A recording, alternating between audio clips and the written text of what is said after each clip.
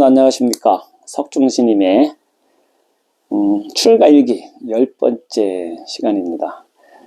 저번에 9번째 시간에는 스님들의 바로공양에 대해서 말씀드렸는데 너무 시간이 길다는 그런 분도 있었고, 또 내용이 좀 딱딱하다, 주로 한문으로 된 막 개성어로 좀 얘기하다 보니까는 딱딱하다고 이렇게 말씀하신 분이 있어가지고, 제가 오늘은 좀 보너스 차원에서 그러면 짧고 재미나고 또 여러분들과 함께 에피소드, 바로공양했을 때 바로공양하면서 있었던 에피소드 짤막한 거 하나 말씀드릴까 합니다.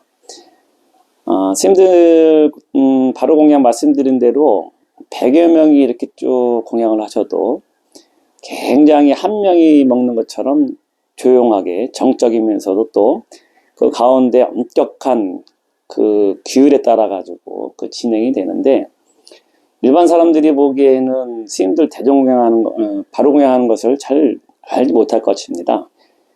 일반적으로 그 대방, 큰 방이 사중에 그 도량 그 큰 한가운데 옆에 붙어 있거든요. 근데 일반적으로 사람들은 그 대방에서 공양하는 것을 잘 몰라요. 왜냐하면 스님들이 공양은 굉장히 조용하게 이루어지거든요. 스님들을 걸사라고 표현합니다. 걸사. 비구승을 다른 말로 걸사. 구걸하다는 뜻이거든요. 구걸하는 선비. 스님들은 부처님 당시에도 금강경 보면은 여시아머니 지불제 사이국 기수국 고동원 여배 비구든 1250인고 식시 차기지발 입사이 대성 해가지고, 그 뭐냐면은 부처님도 맨발로서 직접 탁발을 가가지고 거기 가가지고 구걸을 해가지고 그걸 가져오셔가지고 이제 공양을 하면서 금강경이 이제 시작되는 그 첫 부분 아니겠어요? 그것처럼 부처님 당시에도 부처님은 그렇게 탁발을 직접 하셨고, 지금도 그 전통을 이어서 그 남방불교에서는 스님들이 아침마다 이렇게 탁발을 합니다. 우리나라는 그것이 이 전통이 있었는데 생활 여건 문화가 틀리기 때문에 그렇게는 안 하고, 중국으로 넘어오면서는 직접 농사 짓는 백장 스님 때부터 해서 일일불식 일일불작이라 해가지고 스님들이 직접 농사 짓는 그런 문화로 바뀌게 됩니다. 근데 스님들은 원래는 의미는 걸사예요. 걸사. 구걸해서 원래는 남한테 가가지고 자기 아만 아상을 다 수그리고 그거 상대방한테 주는 음식을 가져와서 먹는 것이 우리 스님들 표현이거든요. 다른 이름으로 걸사라고 얘기합니다. 거리라는 것은 구걸에서는. 그렇지만 일반 스님들은 구걸하는 사람들과 틀린 게, 그것을 탁발해서 구걸해서 와서 먹지만 스님들은 기품이 있는 선비예요. 걸사.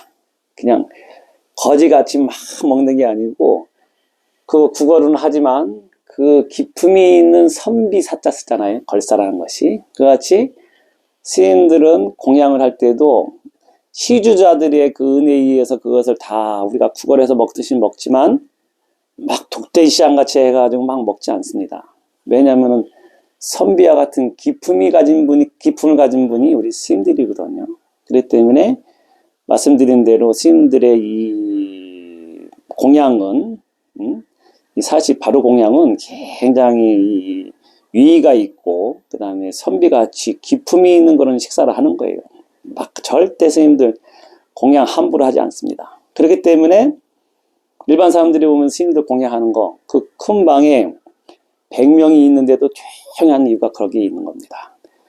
만일 일반 사람들이 식당에서 100명에서 공양하면은 정말 시끄러울 것입니다. 여러 가지 막 상상이 되는데, 우리 스님들은 절대 안 그렇다는 거 말씀드립니다. 그렇기 때문에 스님들이 공양하는 걸 잘 몰라요.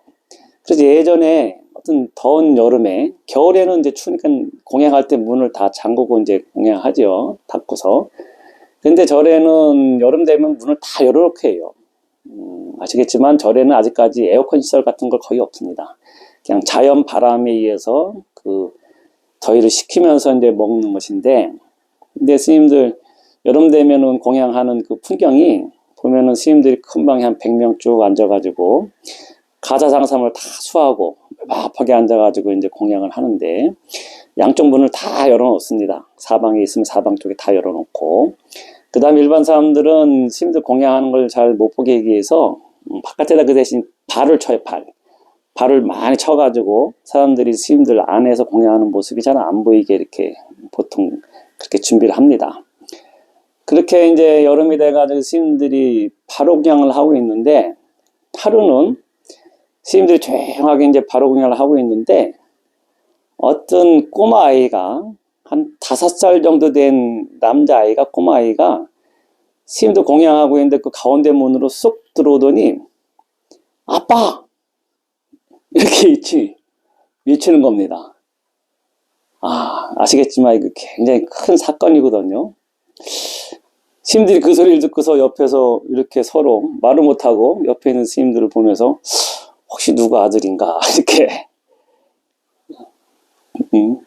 그런 상황이 됐다고 합니다. 아마 어느 스님이 출가하기 전에 인연이 있었던 피부치가 있었는데 그거를 두고 왔는데 이거를 엄마하고 아기가 아버지를 찾아온 것인가, 아마 다들 그렇게 이제 말을 못하고 참 큰 사건이 벌어졌네, 이거 어떡하나 이렇게 스님들이 다들 두리번거리고 있었다고 합니다. 아시겠지만 스님들이 출가한 이후에 절에 왔을 때 만일 그런 상황이 된다면 굉장히 큰 사건인데, 이 공양 시간에 그 수많은 대중이 있는 가운데서 그렇게 사건이 벌어졌으니 이거야 뭐 정말 이게 만일 일이 벌어졌다고 하면은 이것을 돌이킬 수 없는 큰 사건이라고 얘기할 수 있겠습니다. 스님들은 절지마다 제일 무서워하는 게요, 비구 스님들은 어떤 젊은 여성이 아기를 안고 와가지고 스님들 머물고 있는 그 주위를 아무 말 없이 왔다 갔다 하면서 눈치 보면서 누굴 찾는 듯한 그런 모습이 제일 두렵다고 합니다.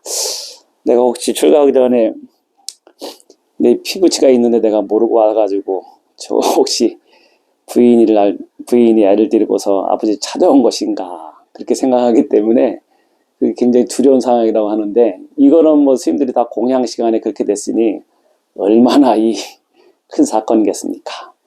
그래서 다들 이렇게 눈치만 보고 있는데 그 아이가 한마디 더 합니다. 아빠, 여기 스님들 무지 많어. 그건 뭐냐면은 이 아이하고 어떤 식구가 아버지하고 절에 놀러 왔는데, 이 아이는 스님들 공양하는 방이 어딘지 모르니까 다니다 강의하는 방에 쑥 들어왔는데, 와서 보니까는 스님들이 그냥 100명이 공양을 탁 하는 거 보고 아이 눈에는 그냥 아빠, 여기 스님 무지 많어, 그렇게 얘기했다고 합니다. 그 아빠하고 스님 무지 많어 그 사이 짧은 시간 동안 스님들 아주 긴장하게 했다고 합니다. 이것이 에피소드인데, 그래가지고 그 다음부터는 스님들이 공양할 때 스님들 2명 정도 보추 세워가지고 일반 사람들이 절대 못 들어게 했다는 그런 얘기가 있습니다. 이거는 제가 이제 재미나게 에피소드로서 이렇게 말씀드렸는데, 스님들의 공양은 이와 같이 엄숙하기 때문에 일반 사람들은 모른다. 그 다음에 이렇게 하다 보면 또 가끔 공양을 하면서도 그 엄격한 가운데서도 재미난 에피소드가 가끔 있어요. 다음에 또 혹시 시간 되면 제가 말씀드리고, 오늘은 보너스로 저번에 제가 공양 시간 너무 바로 공양에 대해서 딱딱하게 얘기한 것 같아서 오늘은 재미있게 하나 에피소드 말씀드렸습니다. 그럼 다음에 다시 또 만나 뵙도록 하겠습니다. 감사합니다. 성불하십시오.